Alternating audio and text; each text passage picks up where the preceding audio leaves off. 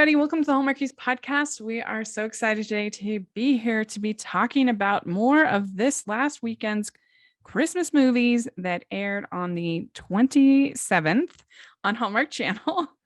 So that was on Saturday.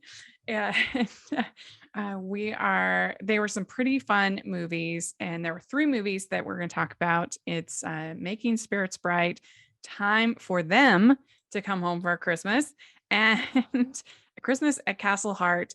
And I'm film critic Rachel Wagner, and Mitu is here.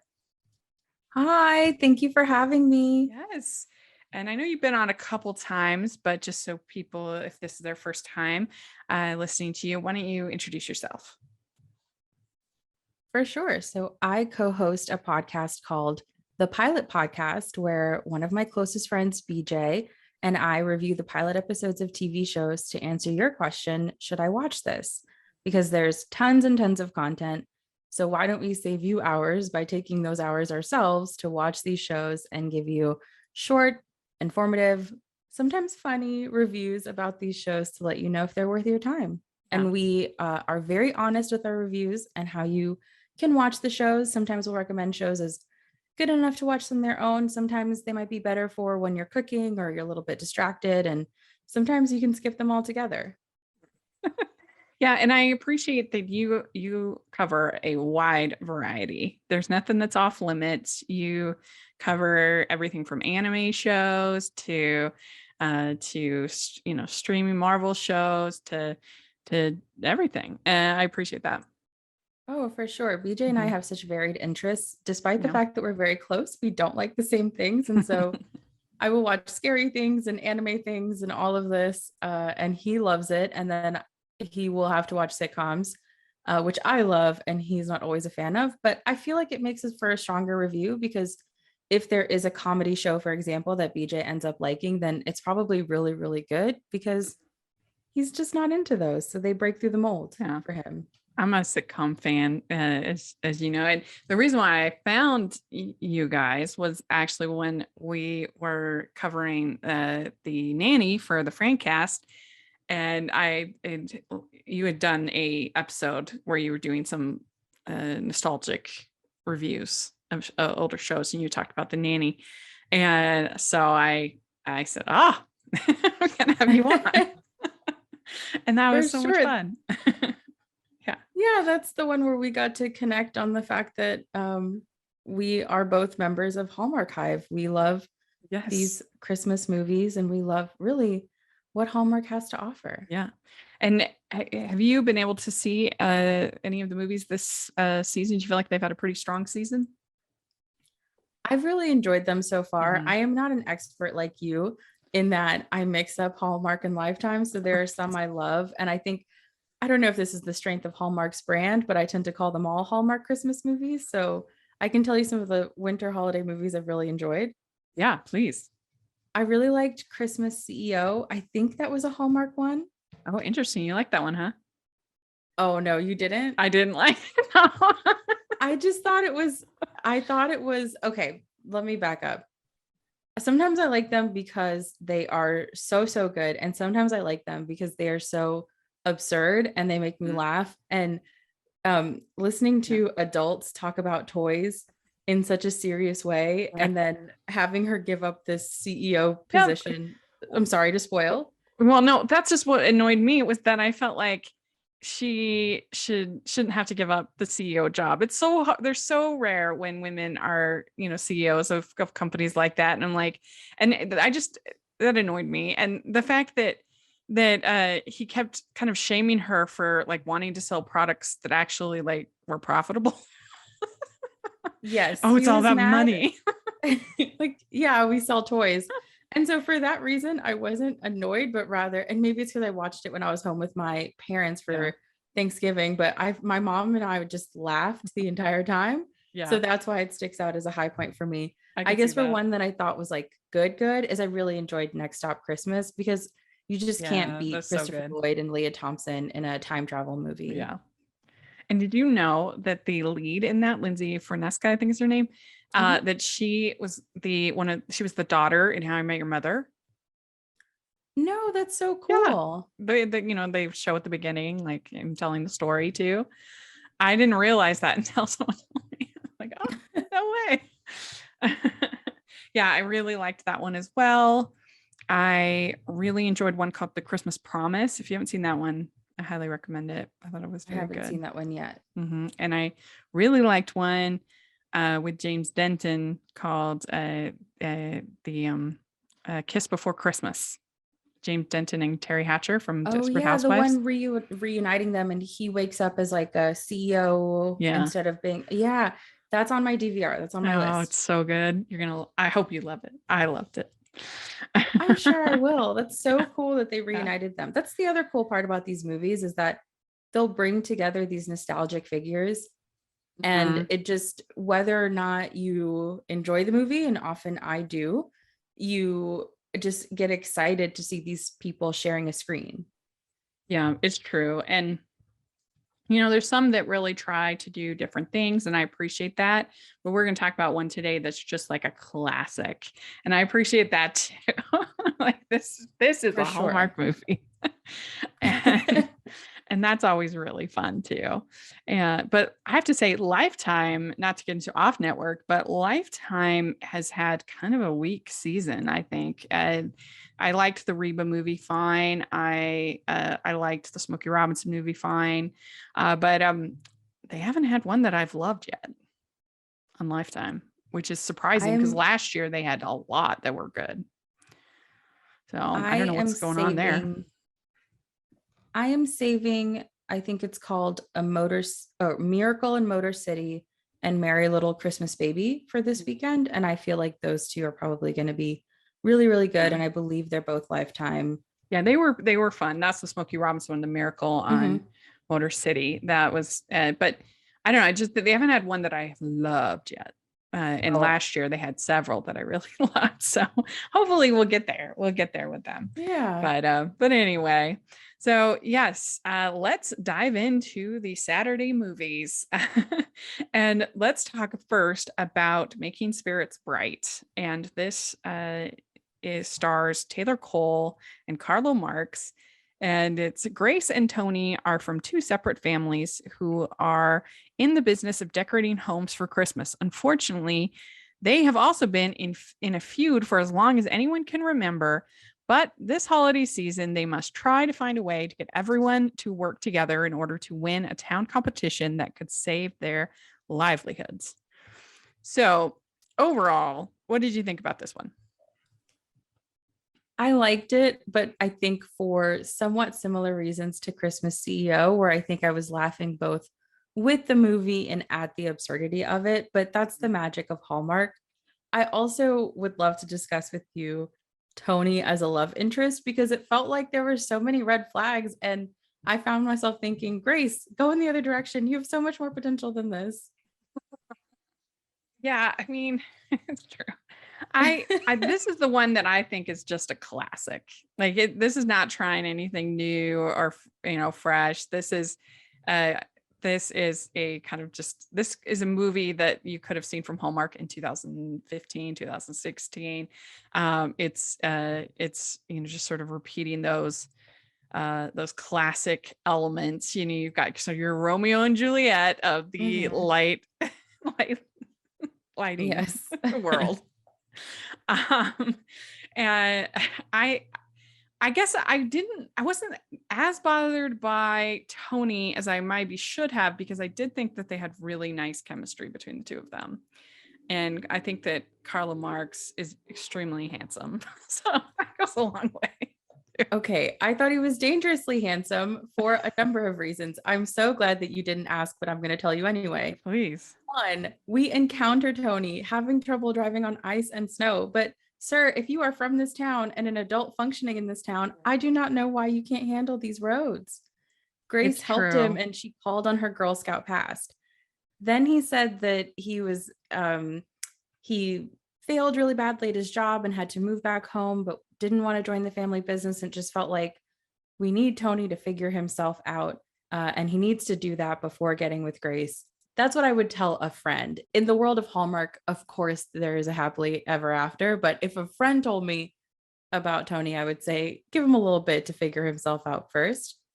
And then I thought that when he did present his MBA advice, it was so straightforward, to the Ryan family, I should say, that I was thinking like, all of these patriarchs could just be a lot better, because when Bill Ryan, is that the father's name? I'm trying to remember. I don't remember his name of the father, but I just can say the father. the Ryan father. The Ryan father. When Grace's Taylor Cole's father in the movie. Yes. Yeah. When Grace's dad learned that he could save a ton of money if he bought the building, it just felt like no one walked you through this prior to this moment, or you never thought to yourself, wow, this rent is exorbitant. I live in a tiny town that for some reason is filled with rich people who can afford Christmas decorators. Perhaps I could instead buy the building. Yeah. Yeah. No, I mean, it's true. And I mean, really, what does, I think that Tony, that Tony doesn't have much in the, to put on his like Match.com profile. He's got, sure, he's so what, he's like a failed hockey player. Oh yes, that was the first part. Yeah. And then he has an MBA, which they, as someone who also has an MBA, it's really congratulations. Nice. Thank you. I don't know how much leverage that really gives you in the world, but nevertheless, and he's been fired from his job, and they did drink more in this movie than the typical Hallmark movie. She was like drinking Manhattans, and he's like, that surprised me too. And I couldn't tell when they were having fun in that first drinking scene at the bar. I couldn't tell if she was being effervescent and sort of bubbly with him, or if they were playing it as though she had gotten a little bit of a buzz from the cocktails. Yeah. So I was surprised by that, and seeing that in an otherwise very traditional movie. The moment that I really loved between them, though, was, or I guess one of my favorite moments, I should say, because I do think throughout they had fantastic chemistry, was when they went door to door singing. I found myself just grinning watching that. It was just so funny, and having them sing in Italian, and it really felt like very impromptu. It felt like not a soul in this cast practiced the singing together, and in that moment was the first time that they were singing together. And this is not making fun of it in any way. Like, that was so authentically awkward and funny. Yeah, I always like it when they do caroling in these movies. I don't know. I just think it's fun. Maybe I just wish I had carolers come to my house. I don't know. But I always enjoy that. I've never seen a caroler in the wild. Anybody who lives near, please go carol. Come sing at my door. I very rarely. I've had it happen. A couple of times I feel like I've had it happen, but yeah, very, very rare. But I live in a gated community, so it's not exactly, an easy place, I guess, for people to access. You've had carolers come to your door before? I have, yeah. At least wow. I can think of a couple times, and I've been caroling with my family before. And you've gone to people's doors, like you go to people's homes. Yeah, knock. Wow. And when I was on my mission, of course, for my church, we did that quite a bit, because we go door to door anyway, so might as well. But yeah. What did you think of the two sisters, Sarah and Grace? And they're going to be on this TV show. They're trying to do this TV show, and they had like some kind of animosity towards each other a little bit. I thought that I initially was confused about Sarah being a friend versus a business partner versus a boss. I actually thought that the movie was going to be set up and also a classic Christmas movie setup where, Grace is this uber creative person and her boss is stifling her by ignoring her ideas or forcing them to do something the way it's always been done versus trying something new, or pushing the envelope a bit. That's what I thought their dynamic was. And it really took me a beat to understand that they both were friends who grew up together or went to school together, is how they said they met. I mean, All it right, I is was a confused. sisterhood Yeah. in interior design and staging. My notes. Yeah, no, and that was an interesting dynamic, and that, she kind of felt like she was just sort of Sarah's sidekick, and they have that whole sort of conversation, and uh which, was interesting. And then the thing that I thought, the person that I think got the major shaft in this movie is poor Wade with his great glowscapes. I mean, his designs were legitimately better than anything that anybody else did, and yet he didn't win any of the competitions. It's like he's supposed to be a villain just because he's not part of our main cast. But if you really think about it, he he did way better than anybody else in these designs, and he got nothing. And they borrowed from his style to ultimately win. Right. They bit off Wade's moves. Mm-hmm. Yeah. Yeah. So I think there was very, and those people who they did the competition on, the lighting, they got a good gig. They got like, hundreds of dollars worth of lighting for their houses, and for free, I guess. I don't know. I was like, I want to That be in would that be competition. nice. Someone could do it on mine. Though some people were much luckier than others, because I don't know if they just weren't expecting to show every house in the final cut or what happened, but there were a couple that were beautifully decorated. And there was one or two houses that had, I feel like, as many lights as I do fingers and toes. Like it was like maybe 20 lights across the top, and that was it. And so I couldn't tell if that was supposed to be filler background versus what we're supposed to be focusing on. But that was kind of funny to see. Otherwise, the decorations are really beautiful. Yeah. It was such a high stakes competition, though. Oh, I just bumped my table. It was such a high stakes competition, though, with a contract with the city valued at $25,000 and then an additional $50,000 gift. And yet, these families, the Ryan and the Sato family, waited till the last possible moment to test everything, to make sure everything looked okay.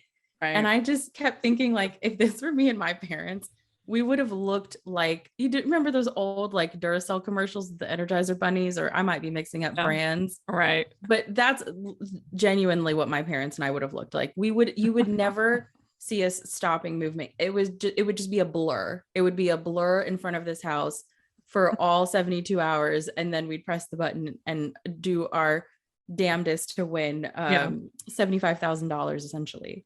Of course, in real life, the contest would have to be in November in order for, like, why would you have a lighting contest that ends I mean, it's the same thing in the next one where they have the Christmas tree. They have the Christmas tree lighting on Christmas Eve, which you would never do, because then you don't get to enjoy it the whole season long. But oh well, that's always happens in these.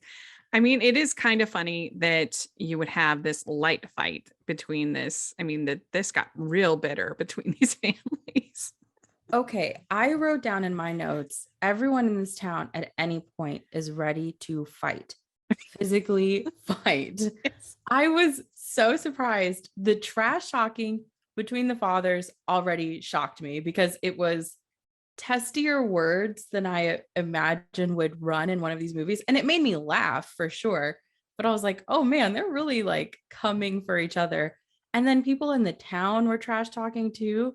I was like, what kind of West Side Story, like Jets, like movie is happening here? The like, Jets. Yeah, what is this beef that everyone has? It's Christmas lights, y'all. Yeah. I mean, you should be able to just enjoy Christmas lights, but it's like it's almost as if you had Christmas Vacation, but there was another competing neighbor to the Griswolds. Exactly. Yeah. And then poor Wade I know, you heard it here, folks. First, you heard it here first, folks. Justice for Wade. Yeah, we're Team Wade. There was a mid-movie lights display where they pulled up in front of a Wade's Designs creation, and I was really, really impressed. It was so cool. Yeah, I agree. And that's always funny in these movies when the kind of the bad man of business has done like nothing wrong. Like, Yeah. yeah, we're supposed to hate him because it's not our leading man, of course.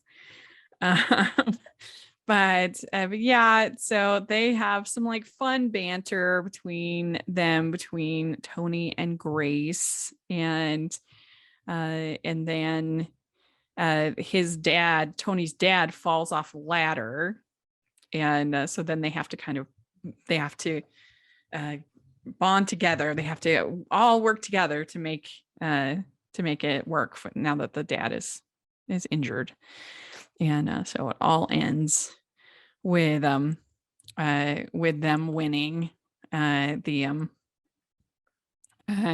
with them winning the light fight, I guess you would call it. Yes. And then we get an epilogue. Well, you get a kiss, and then we get an epilogue. And now the parents are working together, and Grace has her new show. So it's pretty everything worked out in the end, I guess. Yes, everything worked out. Though I was also a little bit confused about the storyline with the show because what Sarah pitched was a very straightforward HGTV show concept. So I thought it was confusing to have that conflict between her and Grace going, we didn't decide on show concepts. And Sarah's show concept was we talk to the people, we stage their home, then we show the home being sold. True. And then that's Yeah. what we saw in the little preview in the epilogue. Though I do love when Hallmark gives us an epilogue because it's just cute to see an even happier ending to the happy ending, like just another button to let you know everyone is Yeah. good and it's all worked out perfectly because it's genuinely soothing to see these stories through. The stuff at the beginning where she's all wanting people to like care so much about a bookshelf or whatever.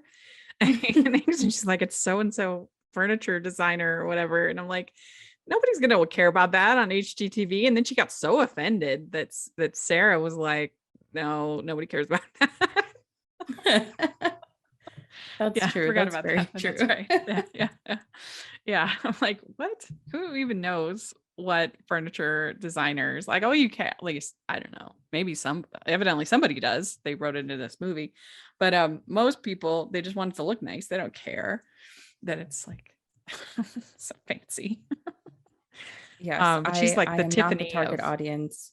yeah, I mean, I can't imagine on HGTV. And maybe if there was like they have I Won the Lottery, maybe like one of those shows on HGTV, Mm-hmm. but they don't care what fancy designer their armoire is. But anyway, so yeah, I don't know. I just thought this was like a base hit. This is just like a classic Hallmark movie. It's not one I'm going to remember, but I just enjoyed. Sometimes I just like those movies, and so just as a simple, basic Hallmark movies.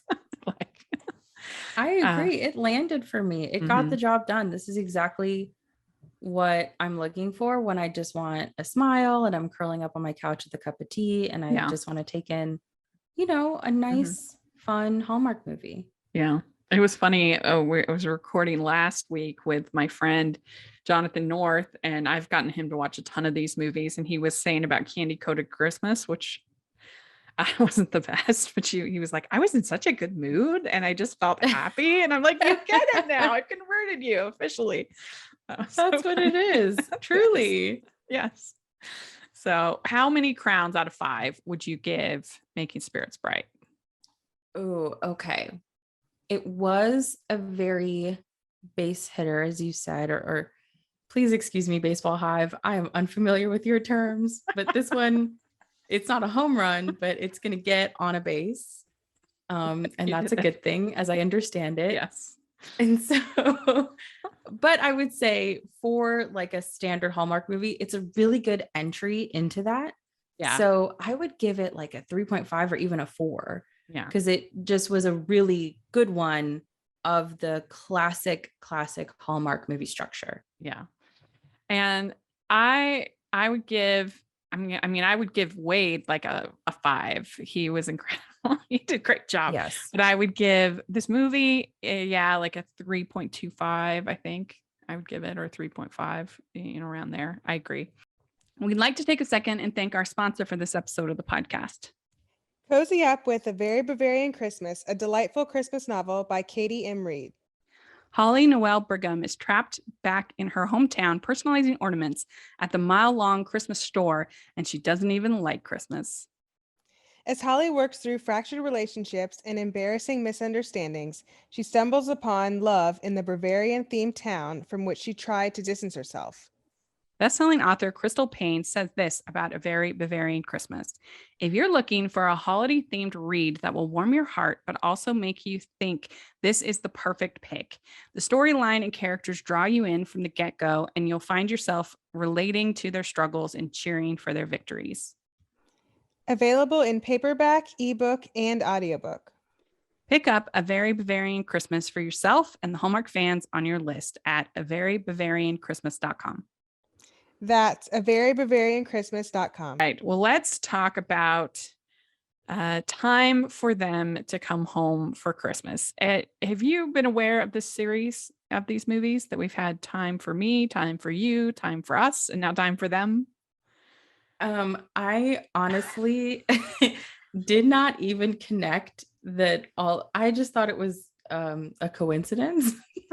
So that's the level of intellect I'm bringing to this review. Well, they don't have very much in common. They're okay. like the only main thing in common that they all have is they all have a road trip element. That's the coming home, kind of thing. And they had like a little Easter egg in this one with Allison Sweeney, who was in the Time for Us to Come Home for Christmas. I'm like, they're gonna run out of pronouns really soon. Oh, that makes sense. Because I was wondering why Allison Sweeney would be in such a small part of it. Yeah. And I was like, I bet this means something to somebody. It's just nice to see her in this movie, and the dog is really cute, is what was my takeaway. Right. And it all started, this madness started because of Time for Me, I think. Time for Me to Come Home for Christmas, I think, was the first one. And that is a Blake Shelton song, The Time for Me to Come Home for Christmas. And so now he has executive produced all 4 movies. And I would love to know how much he does. I mean, I bet you, I would be surprised if he even sees the dailies. I bet that he's just like, okay, there you go. Put my name on it. Whose song is it that they kept playing? Is that, I'm not familiar with country music. I'm not very familiar with country music. Is that a song from a group or person that Blake Shelton is connected to? I'm not positive. They had a band there at the and I'm sure somebody that is up on their country music would know who that band was at the carnival or whatever. Yeah, because they kept playing that one song over and over again. They did play the Blake Shelton song in the movie, and I think towards the end. And then there was that other song. If anybody knows, if you put in the comments section what there was a band there, and obviously, like, we're not experts on country music. Very sorry about that. So anyway, this movie, the synopsis is: during the holidays, a woman with amnesia catches a ride with her handsome nurse to investigate the only clue to her identity, a newspaper clipping for a Christmas festival with a cryptic invitation. And this stars Jesse Schramm and Brendan Penny.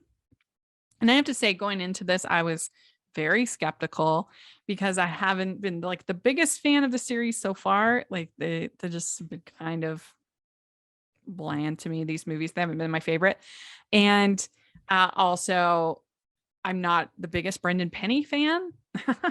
I do like Dash of Love, but a lot of his movies and on Chesapeake Shores he can be a little smug to me in his performance, and just, I don't know, it's just not my favorite.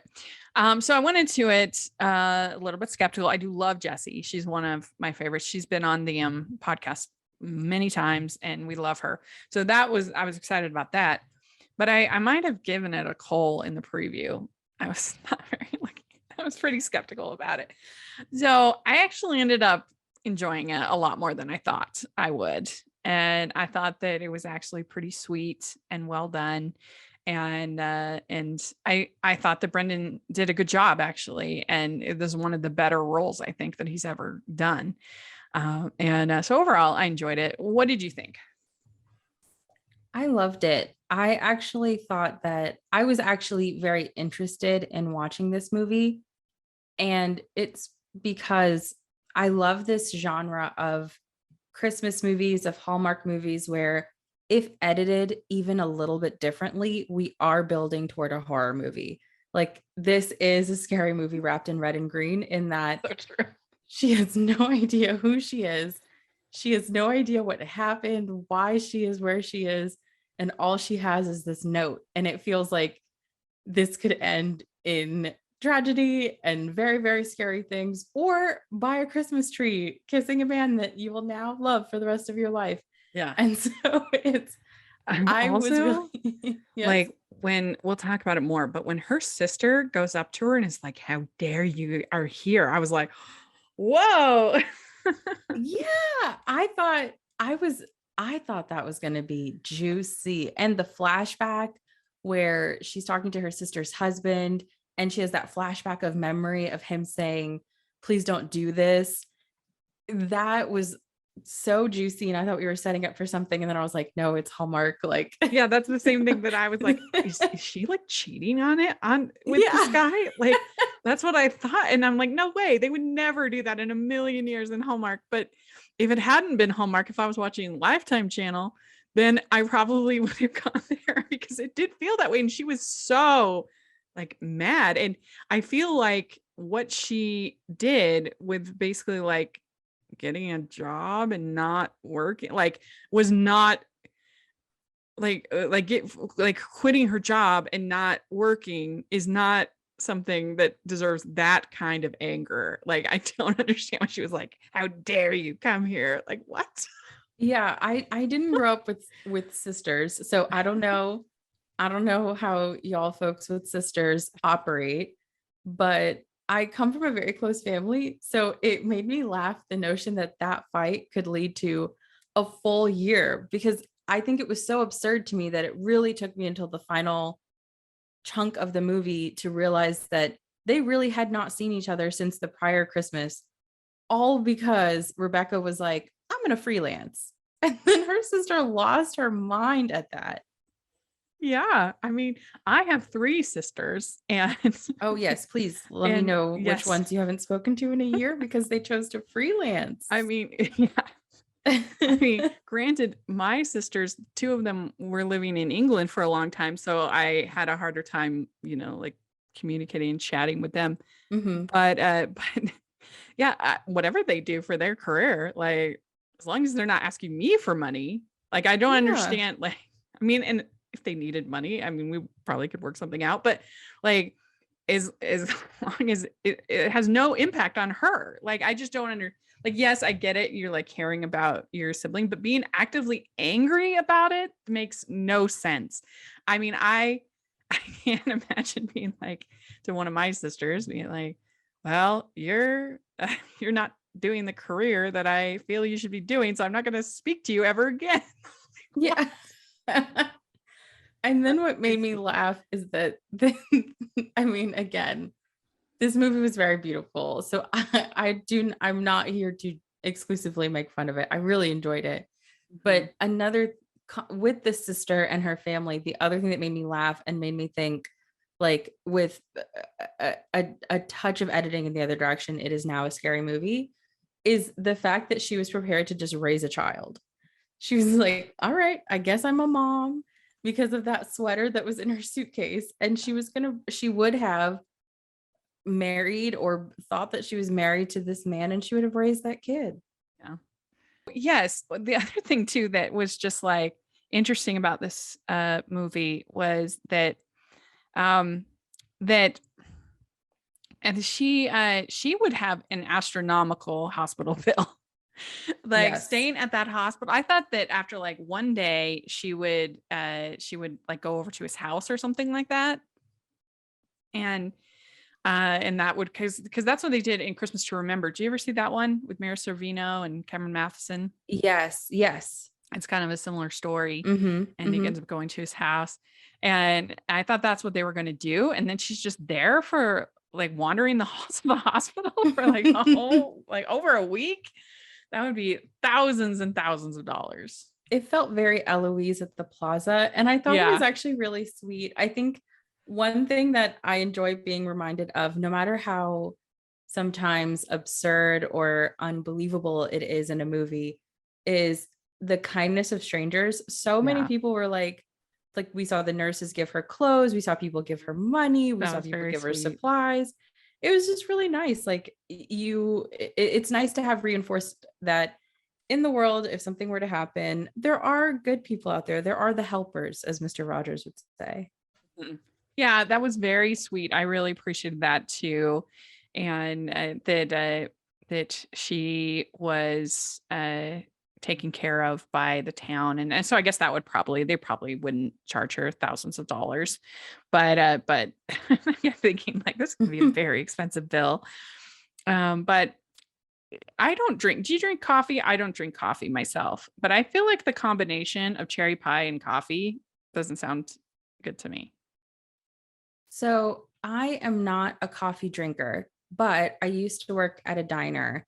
And I can tell you with full confidence that people absolutely love the combination of pie and coffee Interesting. Like I could picture of like any chocolate variety. pie or coconut or like, I mean, I don't drink coffee, so what do I know? But I don't know. That just was kind of funny. That was her big thing with sugar. You had to Yeah, have the sugar. I'm not a big coffee drinker myself. I Yeah. enjoy a cup of coffee from here or there, but not really. But yeah, when I worked at a diner when I was younger, when I was in college, people went off for that combination. They loved it. Yeah. Interesting. Yeah, that's good. That's good to know. Then and he also Dr. Paul, he also decorated her hospital room with that was very sweet. A That Christmas was really tree. cute. That was very Yeah. sweet. Very sweet. And then they go on the road trip. They start the road trip and they stay at the Airbnb the first night. Mhm. And this is the what do you call it? Not the patron, the what do you call it? The head of the inn. I can't think of the name. The I Yes. guess innkeeper. I don't know. Sure. Whoever is caring for the B&B. She was played by Camille Mitchell, who I had the chance to interview, and I loved that interview. She was so fun. Like we just drama geeked for like 30 Oh. minutes. Our favorite shows. It was great. And she was very fun. I really, really enjoyed her. And so then in this, she basically she plays this Airbnb owner that her husband has passed away, and her husband would make these ornaments and out of wood, and they'd always put them on together, but she doesn't want to put them on because he's gone, he's passed away. And I thought that was a sweet little moment in the film. I agree. I love when they have those mini stories that themselves feel like complete movies or complete love stories incorporated into these films. It just piles on the joy. It piles on the things that your friend was speaking to make to widen the smile as you watch. Yeah, exactly. And that is one nice thing about these time for me movies is the time for come home for Christmas movies is that like most of the time in these movies I've enjoyed sort of the stops along the way more than the actual Mm. relationship that's at play.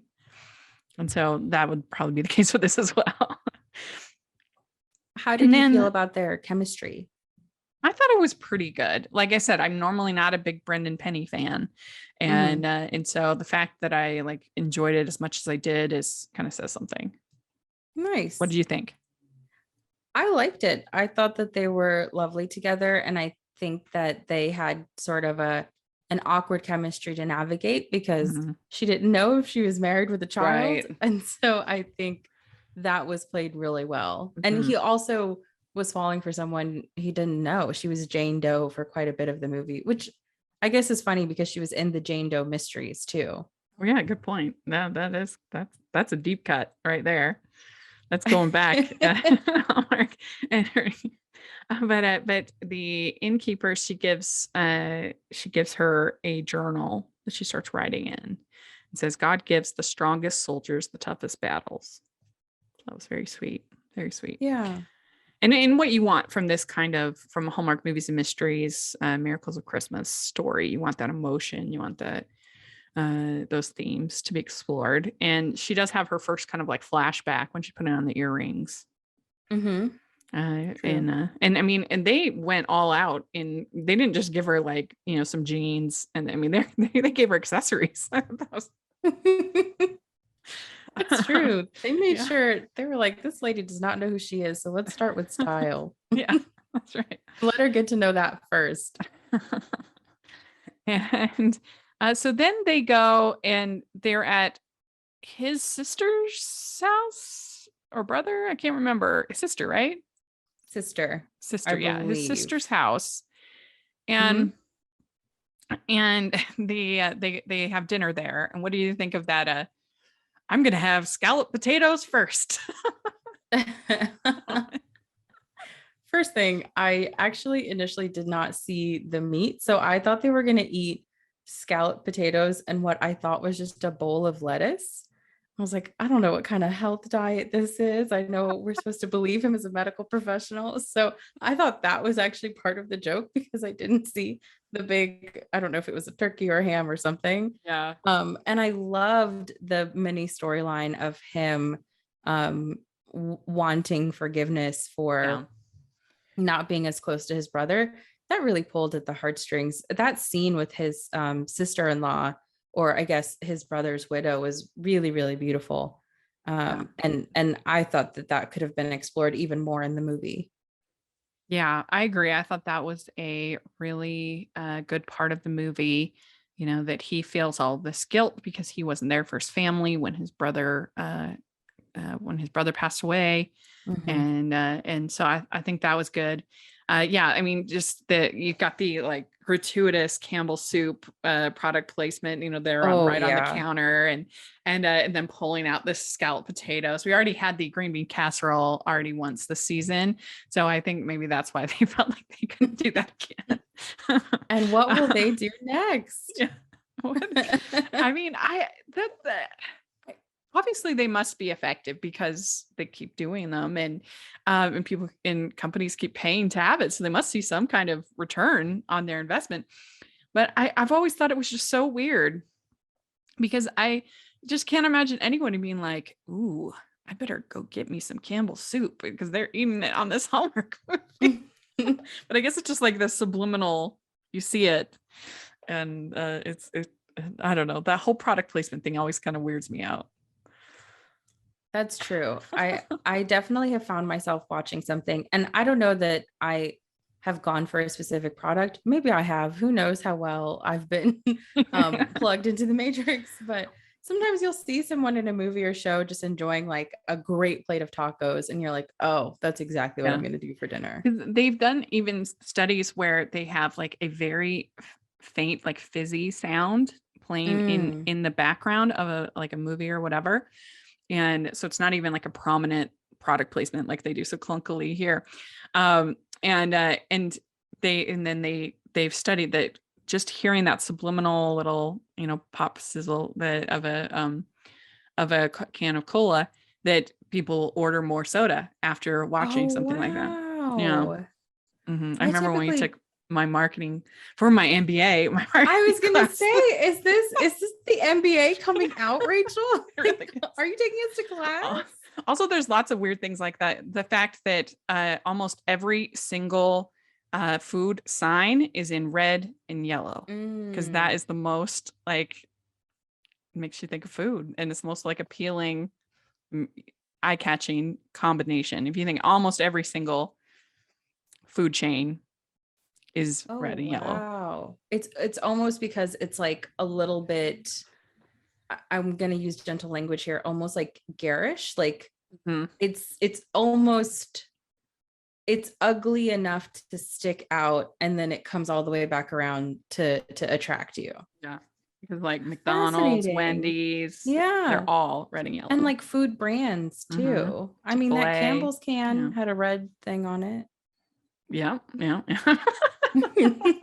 I'm glad my hard work and degrees come help me out every now and then. That is very cool. Well, this weekend will make a scalloped potato in your honor. Yeah.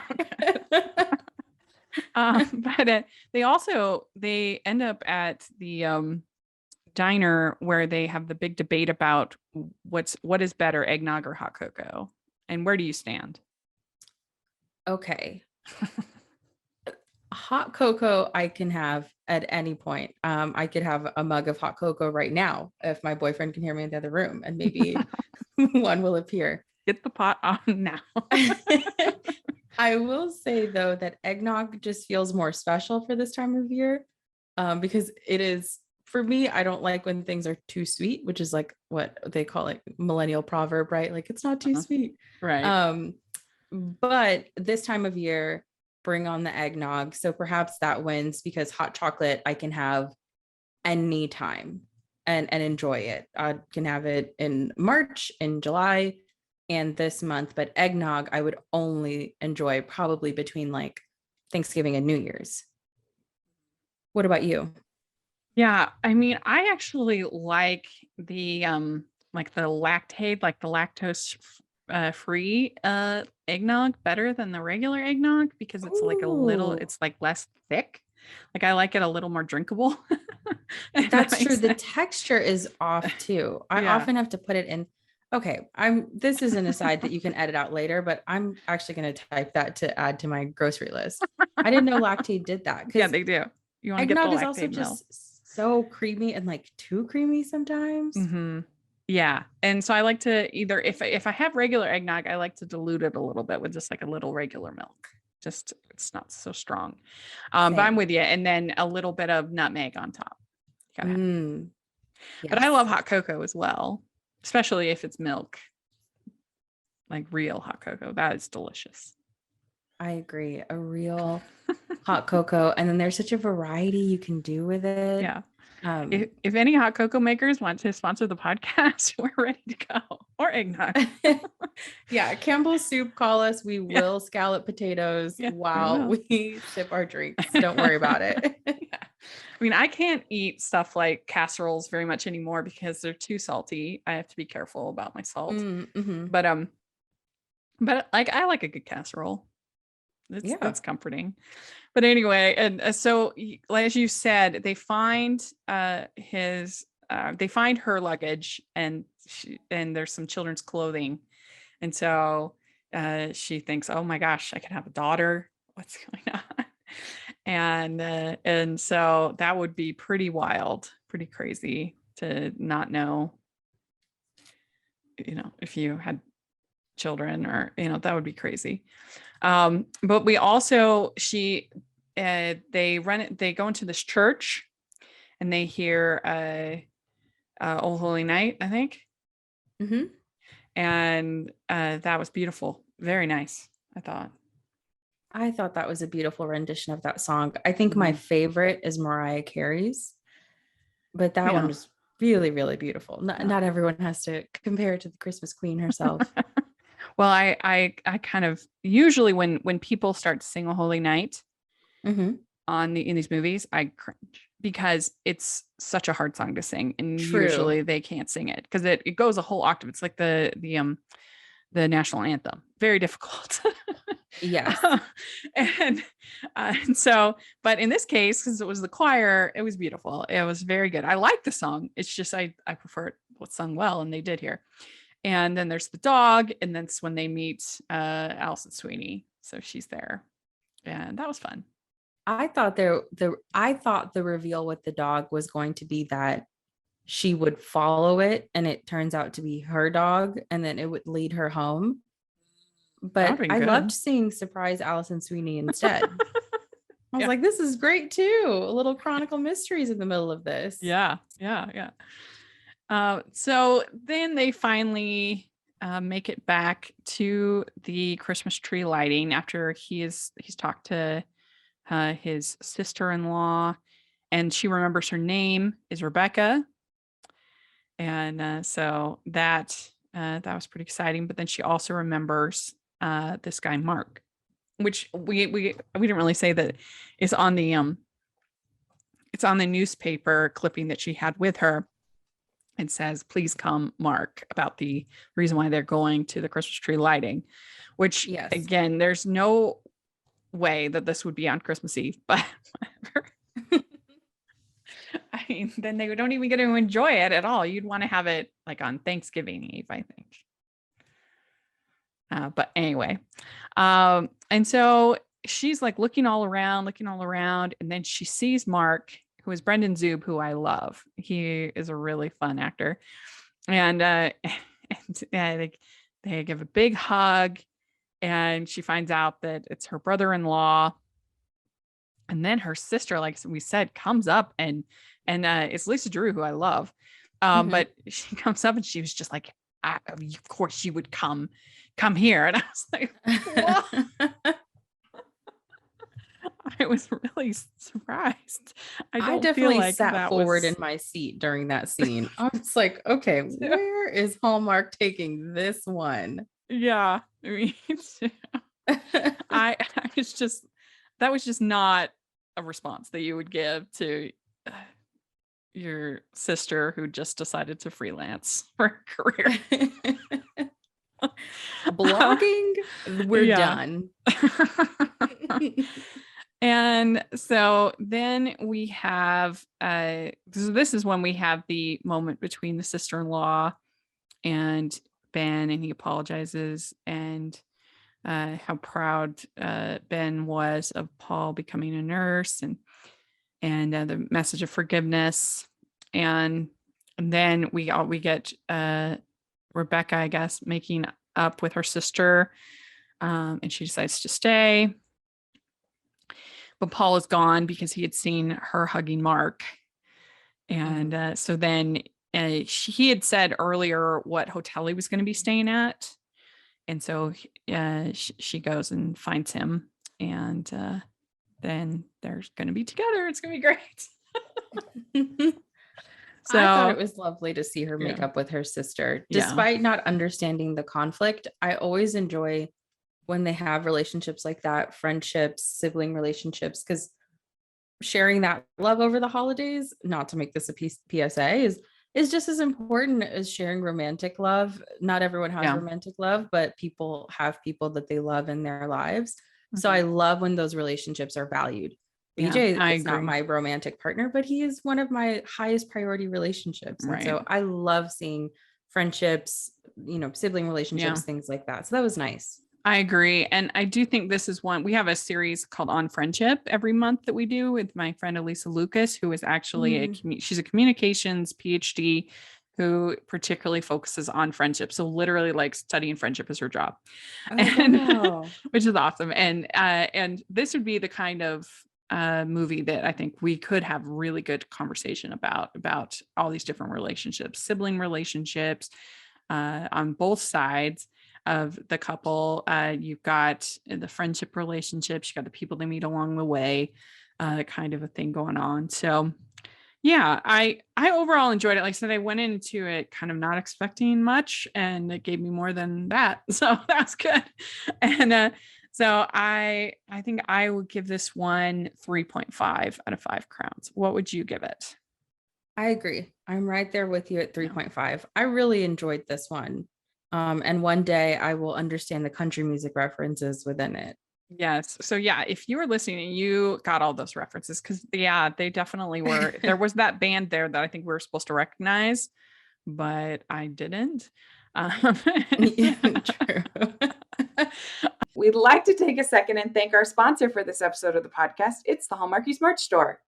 Are you looking for that perfect gift for the postable, Hardy, or Hallmarky in your life? What about getting that t-shirt or hoodie that will help you stand out at your next holiday party? Now is the time to check out the Hallmarkies merch store. Full of festive designs by artists like Jessica Miller, Carrie from Hallmark Comics, and more. You can even have more than just shirts, but totes, cell phone cases, notebooks, mugs, and more. And it isn't just Hallmark. We have designs for Anna Green Gables, Man from Snowy River, The Nanny, and more. Every purchase at the merch store goes to help support the podcast and allows us to make the great content you know and love. There are frequent sales, so go to tpublic.com/stores/Hallmarkies or see the link in the description. That's tpublic.com/stores/Hallmarkies. All right, well, let's move on. Let's talk about the Christmas at Castle Hart. So this stars Lacey Chabert and Stuart Townsend. And the synopsis is Brooke Bennett goes to Ireland for Christmas to search for her Irish roots. While there, she meets charming Aidan Hart, Earl of Glasgow. Mistaken for an elite event planner, she's hired to host his castle's epic Christmas party. So what was your overall thoughts about this one? I loved this one because it made me laugh so much and it made me so stressed, which means I was into the story. This con that Brooke and Margot were running, every single lie as they piled up just made me more and more on edge. And that just made me love the story even more. The whole relationship is based on a lie. Brooke shows up. Margot does the initial lie, but Brooke at no point stutters. She's like, all right, let's do it. Let's be liars. Yeah. And so it was fun to see them con. I love those scenes where there is something duplicitous happening in a Hallmark movie. So you have someone stalling someone else or trying to hide something from someone who may know more, like the journalist who knew the real designer. And so it does kind of snowball. It snowballs quickly, and that chaos is very, very fun. Mm-hmm. Yeah.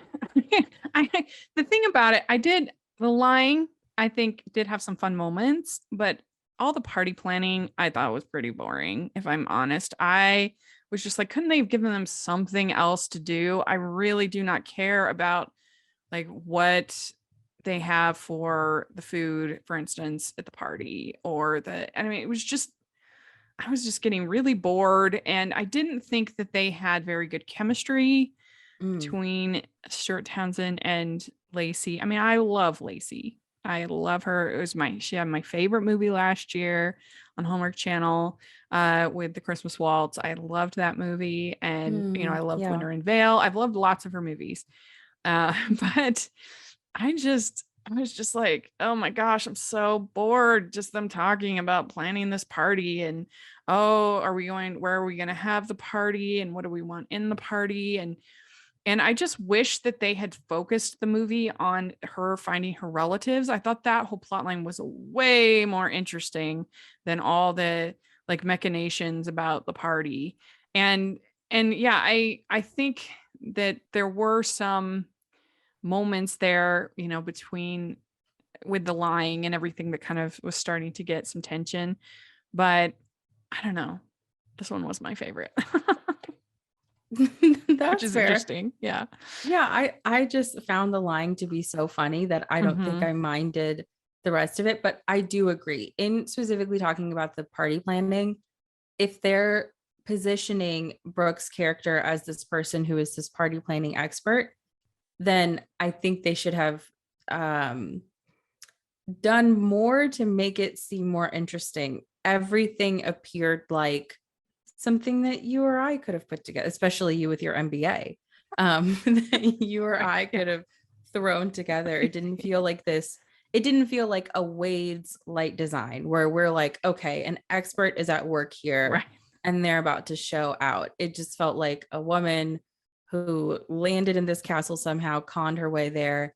And now she's making just it up on calling, the fly. Yeah, calling local people, putting up some streamers, wrapping some lights around some bushels and making that work.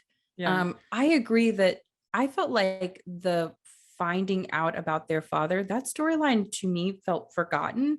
Yeah. And those occasional moments where you'd have the Duchess, or you'd have the local pub owner who ends up catering the event, like when they bring those things back up, then that's when I would remember. I wouldn't like always have in my mind as I was watching the fact that she was initially there to learn about her identity. And it was nice every time that she talked about her dad in the few times that she did.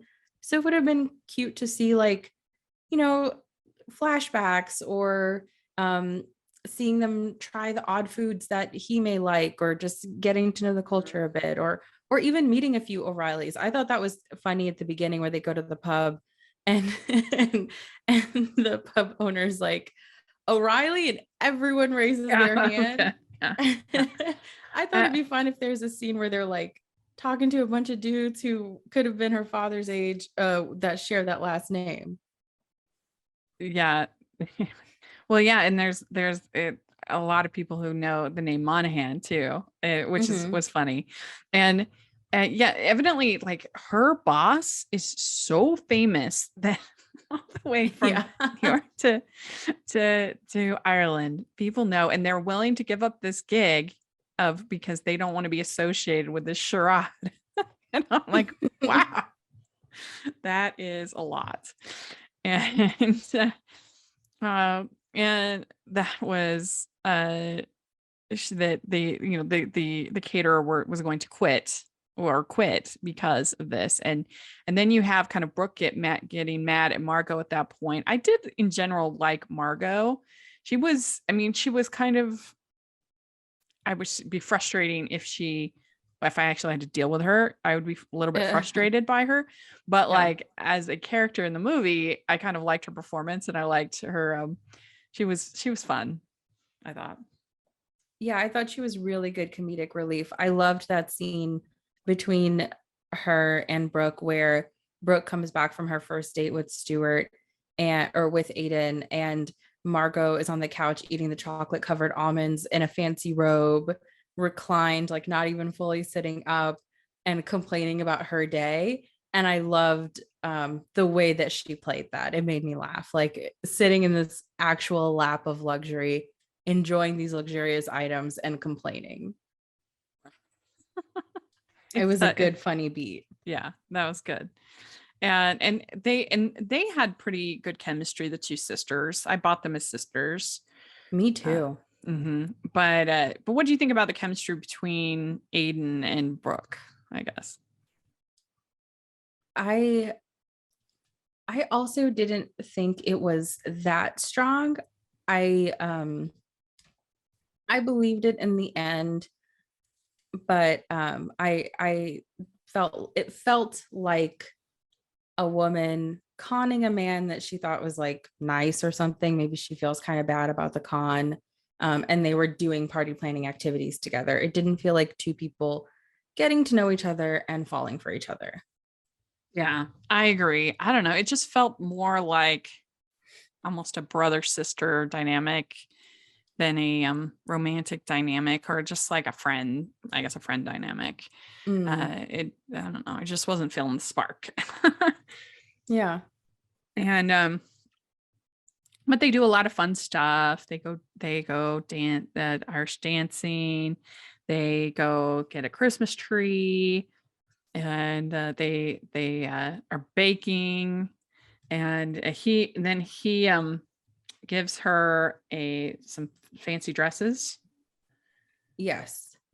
She looked fantastic at the end. She did. I loved that red dress. It was really good. I was glad that she had that one and not the blue dress. I thought, Same. oh, is she gonna wear the blue dress? Oh, I don't like that. Like, Yeah, it's not I as bad. I loved always complain on this podcast about our heroines wearing black dresses at Christmas. I don't like that at all. But blue is better, but less preferred. I was glad that she went with the red. Yes, I like my holiday dresses. Like I like my food brand logos. They need to be red. Red or green. If pushed, metallics will do, but I always prefer red or green. Not black. That's the big no. Unless it's a New Year's party. That's the only time I'll allow a black dress. Oh, good. I was thinking in the back of my mind because I did just get a little silky black dress for for a New Year's thing. And I was thinking, oh man, I'm letting Yeah. Rachel down. I don't have an MBA, and now But now I'm wearing the wrong color. no, I do think that this movie was hurt a little bit in my eyes, at least, because I watched it like literally, I think right after I watched the Christmas at the Castle, I think it was called, on Netflix, which Oh, was ridiculous. What I kind of so good. enjoyed. It was very campy and over the top and Yes. ridiculous. And I mean, you've got like Carrie Elwes in the tub, like opining, about all stuff. And I don't know, that movie was ridiculous, but I enjoyed it. And it was just so much more fun than this was just boring to me. And so I think it hurt. It was the Castle movie that fell short. Got it. You know what? Context really does matter. This one I watched by itself, maybe 2 hours before you and I hopped on the mic. So maybe because I watched it by itself as the third of the series. The other two I stacked and watched yesterday. Maybe that's why my opinion is a little higher than yours. Yeah. So then Paige shows up, the person she's been impersonating.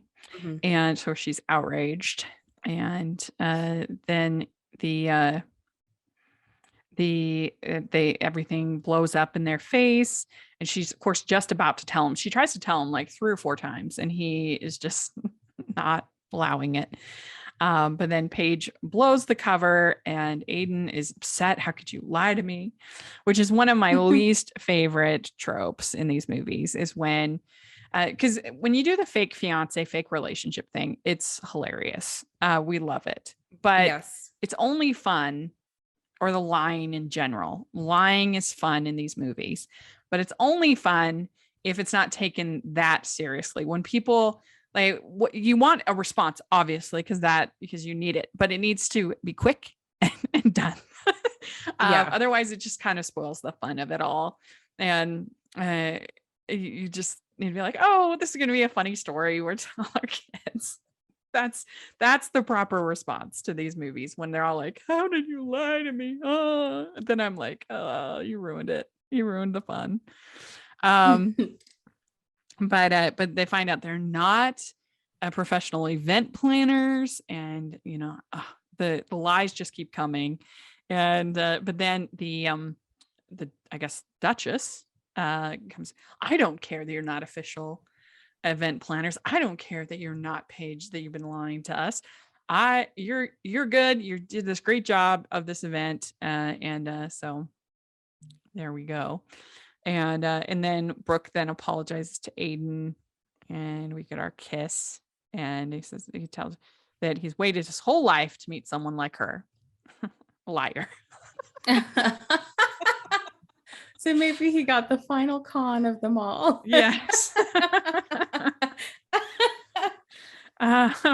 And so then the last scene is the Duchess taking them to their uncle's home, and it was very sweet. And I just, like I said, I wish that the whole movie had been about that. I think it would have been a lot better than all the party planning that was not interesting to me. But there we go. That is Lacey's movie for this season. I always look forward to seeing what she's got to offer us. I think sometimes with these movies in locations, they get kind of so excited about the locations, and they think the location is going to do all the heavy lifting, that sometimes the stories feel a little lacking in some of these location movies. And I feel like you need to look at the Christmas Castle Netflix, and you need to follow that lead, because that just like embraced the Scottish setting and just had fun with it. So very true.